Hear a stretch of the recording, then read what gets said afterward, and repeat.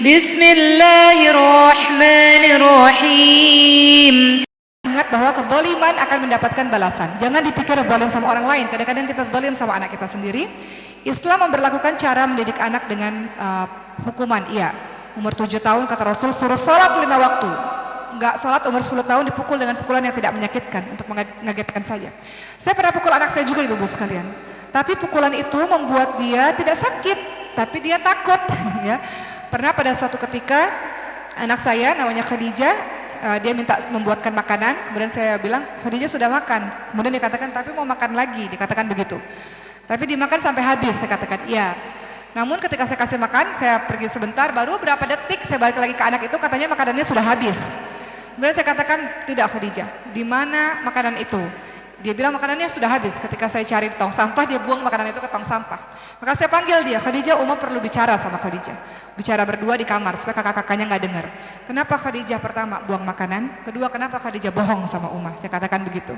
Kenapa Khadijah buang makanan? Kemudian dia diam, air matanya udah mulai ngembeng, sekalian udah mulai di sini ya. Habis itu dia katakan Khadijah udah kenyang Uma, dia katakan begitu. Terus saya kasih gambar, ini nak, ini ada orang di luar negeri sana yang nggak bisa makan, kan ada ya foto-foto video-video anak-anak kelaparan yang makan dari tanah dengan badan kurus gitu kan. Saya katakan ini orang, mereka kelaparan karena mereka nggak bisa makan. Khadijah punya makanan, kenapa dibuang makanannya? Khadijah bisa bilang sama Uma kita bisa kasih kepada yang lain atau Uma habis sih. Kedua, kenapa Khadijah bohong? Uma nggak pernah bohong sama Khadijah, nggak pernah sedikit pun. Kenapa Khadijah bohong? Uma sedih dan kecewa. Jadi saya beritahu perasaan saya, Uma sedih dan kecewa karena Khadijah bohong sama Uma. Karena bohong ini kalau dibiarkan jadi bahaya ibu-ibu sekalian. Jadi kita harus antisipasi dari awal. Kemudian dia bilang, iya Uma, Khadijah salah. Kalau salah apa yang harus dilakukan? Khadijah minta maaf. Kemudian saya katakan boleh minta tangannya, karena tangan ini sudah membuang makanan. Saya katakan begitu. Maka saya pukul tangannya. Kira-kira dipukul begitu sakit nggak? Nggak sakit. Tapi dia sedih nggak? Sedih. Dia sedih, dia tahu dia salah, dia tahu tangannya salah karena telah membuang makanan. Jadi setelah hari itu dia terus mengingat itu waktu dia umur 4 tahun. Sekarang dia umurnya 6 tahun, sudah dia teringat terus dengan kisah itu. Dan dia takut untuk buang makanan, kemudian dia takut untuk berbohong dan sebagainya.